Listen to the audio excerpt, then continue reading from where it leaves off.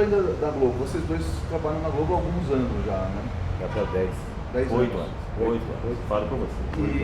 E aí, voltando um pouco aquele assunto da política, que polarizou-se também a Globo como sendo uma espécie de vilã. Satã, o grande pra Satã. Olha, cara, ninguém jamais ligou para minha casa e disse: você não pode escrever isso, você deve escrever aquilo. Sempre nos pediram ficção de caráter narrativo, porque afinal você está dialogando com o público, a gente sabia fazer isso na televisão e fez. Eu não tenho nenhuma experiência de censura, de restrição ao meu trabalho, onde eu trabalho. A posição da emissora é a posição da emissora, cara, que jamais perguntou o que eu acho, eu jamais vou perguntar o que o dono da empresa acha. Isso é democrático. Insisto que as questões, assim, a minha frustração é com o meu partido, não é com o meu patrão. Mas não é difícil competir com essa novelinha que está tendo em Brasília? Assim, porque toda hora parece que tem um roteirista louco ali que inventa um twist. Mas aí diferente, cai naquilo que eu falo, gancho. que cai uma coisa que eu falo sobre o roteiro, não sei se o Bonassi concorda, eu digo sempre. O mais deslocado dos roteiristas é Pimp perto da realidade. Qual roteirista de Hollywood que imaginaria um ataque às Torres Gêmeas com aviação comercial? Qual roteirista brasileiro, que aqui o negócio tem que ser mais barato, que imaginaria o sequestro do Silvio Santos? Aconteceu. Se você apresentar isso como ideia em Hollywood há 30 anos, fala, olha, 2 aviões comerciais lotados de passageiros, os caras iam falar, amigão, você está tomando muita droga. Baixa a bola aí, A história de Harry Potter. Então a realidade, nesse sentido, o que nos interessa é assim, não é possível emular a realidade. O escritor não podendo emular a realidade, ele cria a realidade. O que você ia falar, Bonassi? Não, eu acho que o Marçal tem razão, assim. Outro dia a gente estava vendo uma história também, e essa coisa do assim, a realidade também é fascinante, cara. Outro dia a gente estava vendo da Atena, um sujeito trocou tiros com 3 meninos numa situação lá de a PM trocou tiros, os 3 moleques morreram, os PMs se aproximam, quem está no chão? O filho de um dos PMs que estava na ação. É do caralho, você escreve isso também, parece mentira. Mas é uma tragédia de uma voltagem que você fala, não, isso vale uma obra de arte, cara. Isso não vale um retrato no pior jornal de Espreme e Sai Sangue. Isso é uma voltagem própria, uma tragédia própria. Aquele homem que viveu, trocou tiros com o filho, viveu uma tragédia própria, cara. E a melhor coisa do mundo é tentar entender como é que isso aconteceu. Se você consegue, às vezes um livro que faz isso muda a perspectiva das pessoas sobre a pobreza e a riqueza. A gente costuma dizer, a gente sabe mais de cadeia hoje em dia por causa de Estação Carandiru, o livro e o filme. Você sabe mais de polícia hoje por causa do Tropa de Elite, goste ou não. Você sabe mais de favela por causa de Cidade de Deus. Não é porque houve um momento em que algum presidente ou algum governador explicou muito bem o que é aquilo. Foi os agentes culturais, os artistas brasileiros que ainda estão fazendo essa passação de informação. Tu é branco, tu é preto, tu é rico, tu é pobre, enxerguem-se.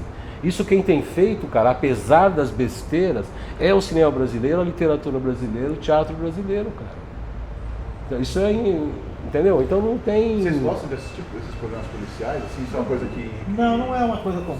Não. Vamos pegar histórias Não, aqui? no meu, eu posso falar por mim.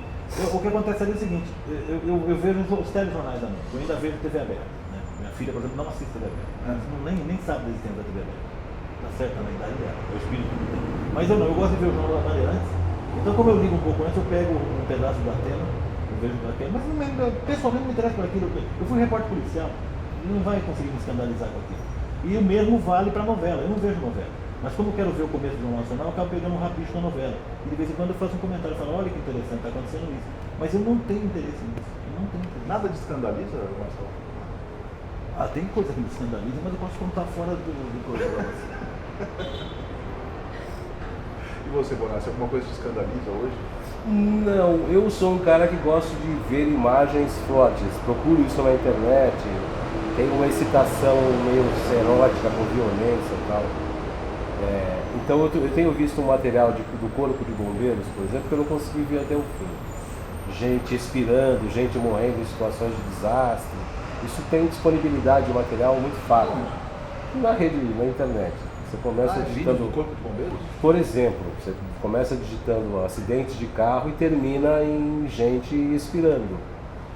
Tem material que eu não consegui ver. Na tela do meu computador, com todas as mediações do mundo, eu falei, putz, eu vou ter que parar de ver, cara. Eu não vou conseguir chegar ao fim dessa tomada.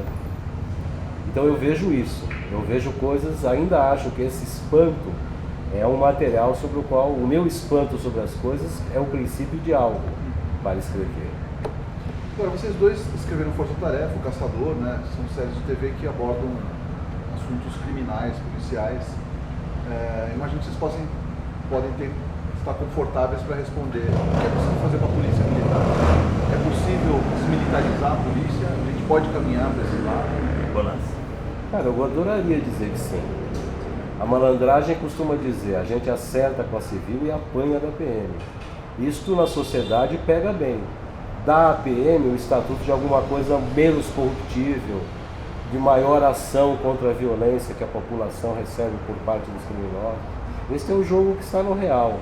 Eu não tenho informação para saber o que é, como resolver isso. Eu gostaria que a polícia fosse uma entidade civil, porque a polícia militar, que foi criada em 1969, se você vai ao estatuto da PM, que ainda vigora, o inimigo, assim, a primeira vez que eu vi enunciado no documento público no Brasil, a ideia de inimigo interno. Então, assim, essa coisa que vem da ditadura, de você olhar o outro cidadão como um inimigo, é formador da polícia militar. E é formador da relação com que a polícia sai para a rua até hoje, a maneira como vê o cidadão. É o inimigo interno. Seja ele tem características físicas, às vezes genéticas, muitas vezes, mas o fato é que tem um estado de... Não é um proteger e servir, não é exatamente o slogan que a PM de São Paulo poderia usar. Agora, é um estado violentíssimo, cara, é uma marginalidade brutal. O PM ganha pouco menos de R$2.000 para sair e botar a barriga no tiroteio. Vai te proteger, cidadão? Vai porra nenhuma. A gente vive essa hipocrisia de que a polícia... Não é aquela coisa. O que você tem são ilhas de fantasia. Eu moro em Higienópolis, por exemplo, que é um bairro de uma configuração protegida, uma classe social ali que se protege, gente influente, mas são ilhas de prosperidade em meio... Eu acho que a urbanidade de São Paulo é muito violenta e muito degradada, cara. Parte da violência tem a ver com organização urbana. Diferente do Rio, por exemplo. No Rio, o PM tem que subir o morro para dormir. Aqui não. Aqui a gente bota os pobres no canto e mata 15 numa chacina, 23, 24. No Rio isso é impossível, porque o pobre rola do morro, cai com a bunda na piscina do cara da Zona Sul. Então é uma cidade mais concentrada, o pacto social tem que funcionar melhor lá, porque ricos e pobres... Então São Paulo é uma cidade muito mais violenta do que o Rio, porque aqui a gente passa uma régua. Tu não passa daqui, você não passa de cá. Passou? Mato você, cidadão. É tudo um estado de violência muito grande. Como é que você resolve isso com o PM ganhando 2 pau? E aí ele apreende um sacolé de R$500 que o cara foi comprar. E a gente não fica sabendo o que acontece na periferia, né? Ademais isso. E tem lugares da periferia que não estão, é aquela coisa, que não é controlada pelo Estado de Direito. A gente vive esse estado de coisas, cara. Não é, a questão da polícia não é uma questão de polícia também. Né? Não se resume a você pagar melhor e treinar melhor esse cara. Né? É botar as pessoas na escola, cara. É dar o que fazer a uma massa de jovens que está aí coçando o saco. Agora, Marcelo, você foi repórter policial, sempre escreveu sobre crimes e tal. E tendo em vista que a gente tem 60 mil homicídios por ano, que é uma das taxas mais altas do mundo, e um país que vive um período de paz, em termos de paz. Em termos de paz é um número muito alto, né? A gente pode certamente afirmar que o Brasil tem a violência no seu cerne, né? É algo que nos fundou. Por que a gente tem esse pacto? Começa com o Cabral, né, bicho?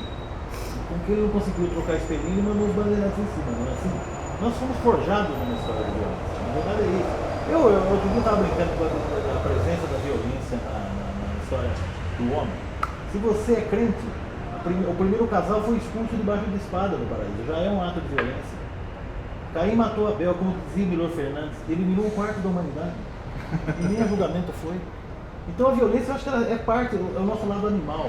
Tanto é verdade que as sociedades menos violentas são sociedades, por exemplo, Dinamarca. A Dinamarca, ela resolveu a questão da violência. Você não tem violência na rua. Você vai para a Suécia, para a Dinamarca, você vê. Alguns países da Europa, menos hoje França, etc. Mas enfim, tem lugares onde essas questões sociais não há tensão social.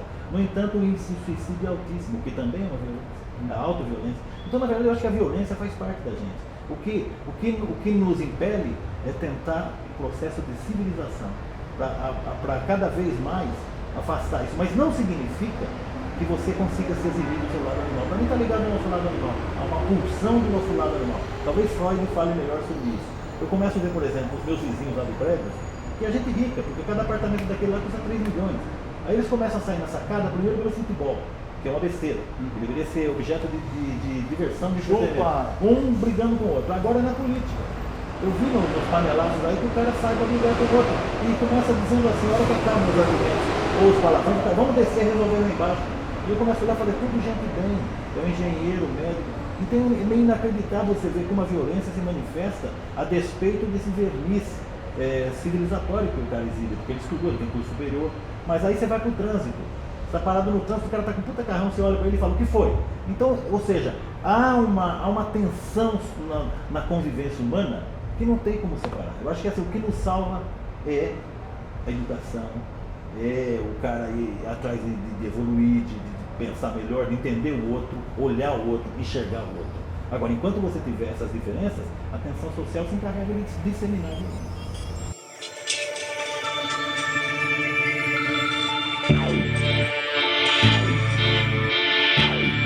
O trópico em fluxo